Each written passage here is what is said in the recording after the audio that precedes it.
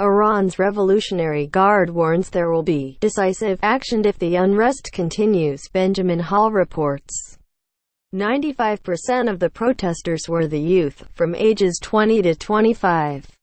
I was in the streets from the first day, and from the second day, the regime's forces began shooting directly at us, activist Arash, 25. A university graduate from the city of Beban told Fox News. 2 of my friends were slain next to me. One of my acquaintances is a nurse. She told me not to bring the wounded and the martyrs to her hospital since the Iranian Revolutionary Guards Corps (IRGC) had dispatched forces there to take away the wounded. A road is blocked by protesters after authorities raised gasoline prices in Tehran, Iran, Saturday, November 16, 2019. Protesters angered by Iran raising government-set gasoline prices by 50% blocked traffic in major cities and occasionally clashed with police Saturday after a night of demonstrations punctuated by gunfire. ISNA via AP. American reporter Jason Rezaian, held in Iran for 544 days, awarded $180 million for captivity, torture. According to another Tehran-based university student, who took to the streets chanting, "Death to the regime," they simply don't want to live like this. Quote, but since earlier this week, his line has gone dead, indicative of the almost total internet blackout in response to the unrest. The government reaction has been immediate and harsh, protesters say, more so than in past demonstrations. Government forces have unleashed bullets from rooftops and helicopters, according to Amnesty International. Other demonstrators have decried the police violence and vowed that those seized are being subjected to heinous forms of torture behind bars. Amnesty International has projected the death toll exceeds more than 100, while other regime critics pledge that more than 200 people have lost their lives. A gas station shows damages after it was attacked and burned during protests over rises in government-set gasoline prices in Tehran, Iran, Wednesday, November 20, 2019. Demonstrations struck at least 100 cities and towns, spiraling into violence that saw banks, stores, and police stations attacked and burned. AP. It was on the second day that the IRGC attacked us. They were accompanied by the paramilitary Basij forces. They were ruthlessly killing people, recalled Hassan, 52, an automobile mechanic from the city of Mashhad. They even brought in helicopters and over the past couple of days, have brought in buses and put those arrested into them.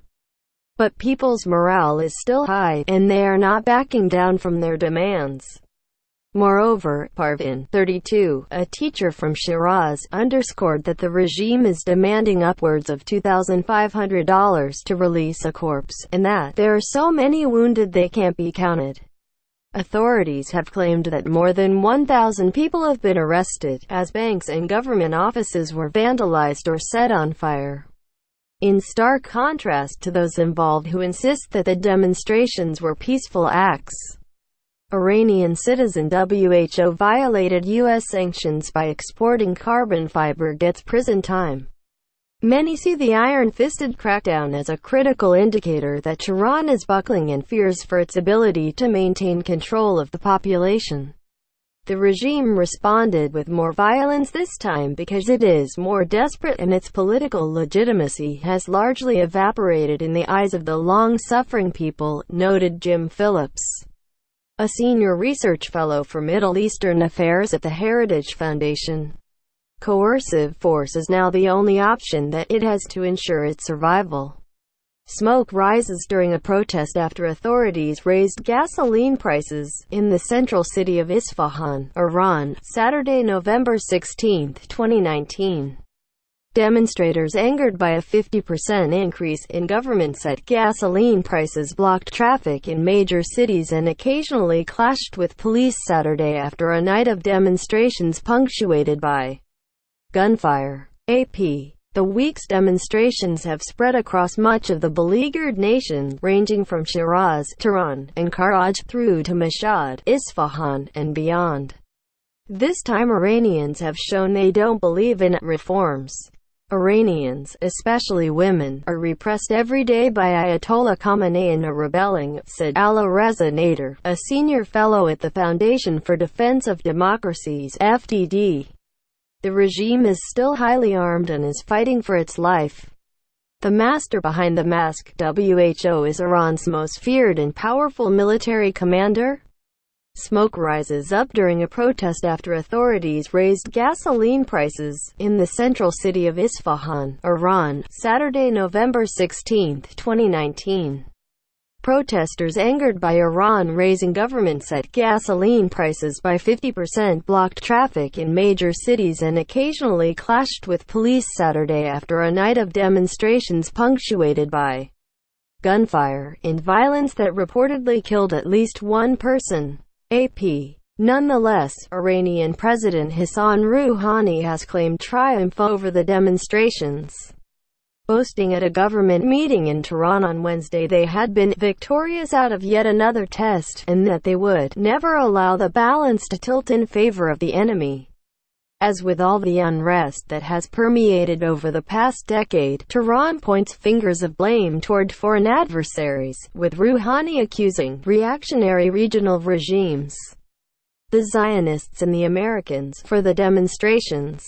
The government this week even set in motion a counter-protest movement, deploying hundreds of supporters to the streets as an optical show of force against the anti-regime rallies.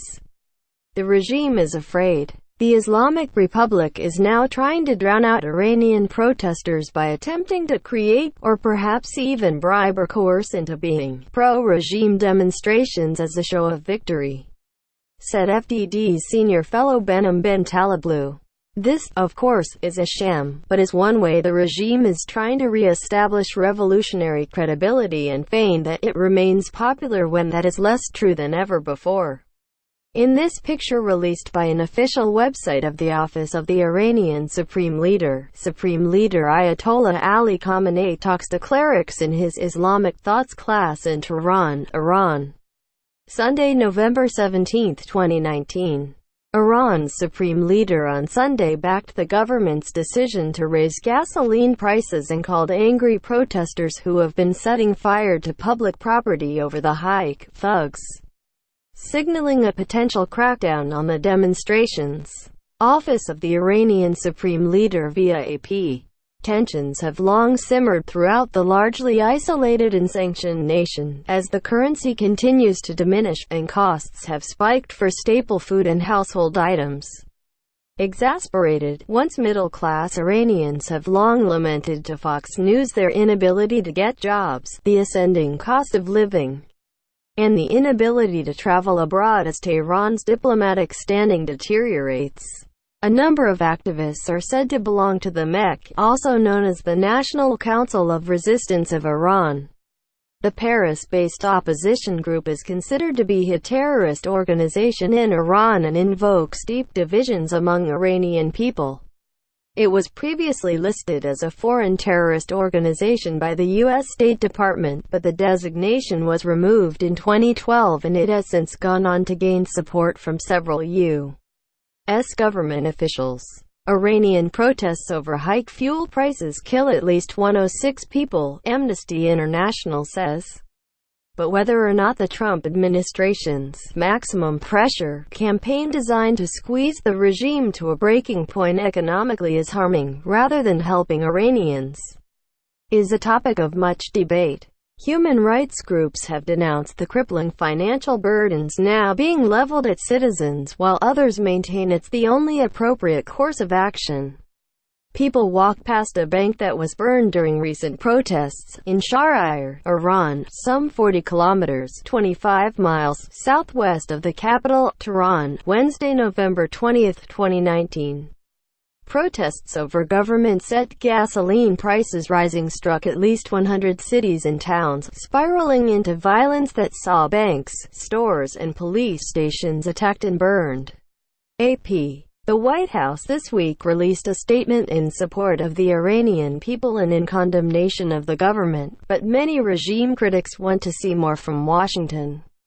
The Trump administration somehow has not issued a single new sanctions designation for human rights violations in well over a year.